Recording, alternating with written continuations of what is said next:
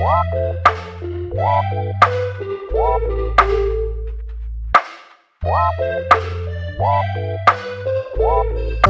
was handling the state athletes as well as some national athletes also, from various sports. Got some combat sport and some like macam taekwondo, got karate, fencing, and also ada juga involved with sukan macam shooting. So like dekat negeri, in state also various sport I have to handle, not only like combat sport ataupun shooting. So today I will try to share my experience lah. Been thinking about what to do, been thinking about. So first thing is that you need to have the knowledge lah, because about psychology sometimes people look at it as macam very subjective, but then knowledge is important, how you want to deal with the athletes, because like we all know people, there are many types of people. One are like this, the others are, their behavior is different, how they act to you also different. Okay, so you need to have the knowledge and how you need to know how to tackle the person in this setting, the athletes. So athletes and also in play different role, right? So first is the knowledge, it's very important. Then experience very important in psychology setting, because when you meet so many people, then you know how to deal with this person, how to deal with this kind of person. So experience very important. Being in this setting about 6 years, I can say that I took almost 1 to 2 years to be able to betul confident to talk to the athletes, some sort of helping them. And 1 to 2 years is, saya rasa agak lama lah. That's why I say experience is sangat penting. Kalau you baru grad, then you terus nak jump into the situation, sometimes you don't gain the trust very quick. And other thing is that cakap rapport means that you punya hubungan baik. Tu maksudnya you kena pergi selalu turun for observation doesn't mean you have to do, bukan perlu, you tak perlu buat apa-apa pun, just go observe, then talk a bit, just like that.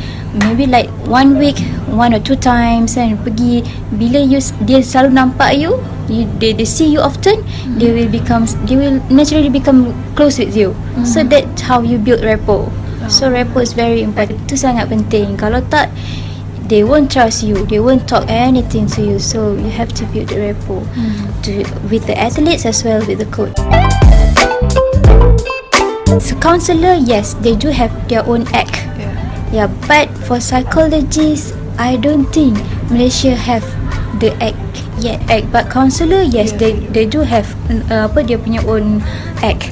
Tapi kalau untuk psikologi, during my time, kita belum ada any akta lagi lah kan, yang mengatakan psikologis ni kena ikut macam ni kan. Kalau counselor, yes, dia memang ada, dia kena follow the akta, and then kalau you break the akta, you can be sued apa semua kan. Tapi ethical issue, dia lebih kurang quite similar to counselors. So macam dari segi etika, kepercayaan, you cannot without dia punya concern, you cannot break confidentiality lah. For psychologists, we are not counselors. So dekat sini, dekat ISN ni, we don't call our session as a counselling session, but we do call consultation. And because we are not counsellors, so we cannot pakai term counselling sebab we are not counsellors. We do calls athletes for consultation. Sometimes we go observe, we do have classes, and then sometimes kalau athletes tu macam ada masalah ke apa, so we call for consultation. For psychologists, we do not have the act. So I don't think a client they can sue if they are break kind of thing lah. Sebab kita tak ada, kalau untuk psychologist lah, kita tak ada. That's why kita pun tak berani nak panggil session to counselling, sebab kita memang bukan certified counsellors. Itu memang ada consequences lah, sebab dia ada act, dia memang boleh disaman, boleh disue. Satu, is in building the rapport. It's not easy. Contohlah, you first you met me, then I want you to tell me about yourself, what are the problems that you are having, Of course you won't, right? So sometimes it took you months to build rapport. Masa sebab athletes dia training tambah kalau dekat negeri only during masa petang, late evening sometimes. But in the government setting, you come to at 8 until 5. But then the athletes only come to training at 5. So you can sacrifice your time. Sometimes until 7, until sometimes 9 also. You have to wait. You wait for them to finish their training. Then only you can start with your session. But sometimes even Saturday, Sundays, you kena turun tengok dia training kalau dia ada competition. Especially when you are still young, you are not married yet, so no problem to stay late at the office. Besides that, I don't think there are other stress. I enjoy. Yes, we do report, we do some tests, and tests that yang selalu kita guna CSAI to test their cognitive somatic anxiety.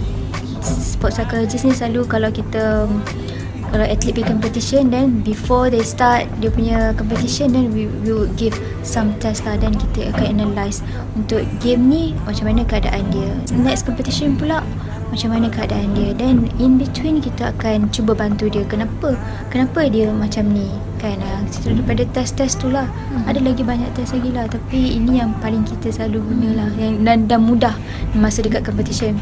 Sebab during competition you won't have much time, sebab sangat limited dia dengan nak bertanding, dia dengan coaches dia. So kita sebagai sport psychologist memang kita kena curi masa dia. So kita guna test yang paling senang untuk cepat, untuk yang boleh dia jawab lah masa tu.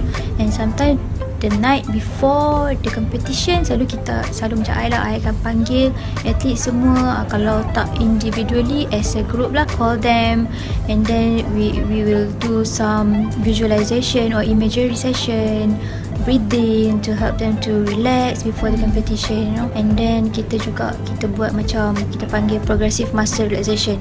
Itu untuk to make them relax before competition, supaya dia tak stress apa semua, then next morning they are fresh. I need my bed. We don't call our session as counselling session, but instead we use it as consultation.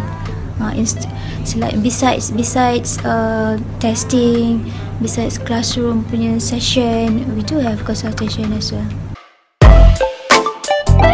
I don't know, maybe at that time I got the offer, so just take it, anything that comes. But then when you start to love it, even though you don't study sports psychology, but you meet the athletes, you enjoy. I enjoy my work. And I wanna go, and I've been thinking about what to do. Been thinking about me and you for a long time. I try to find reason to stay here in this cage of mine. Well, I don't need no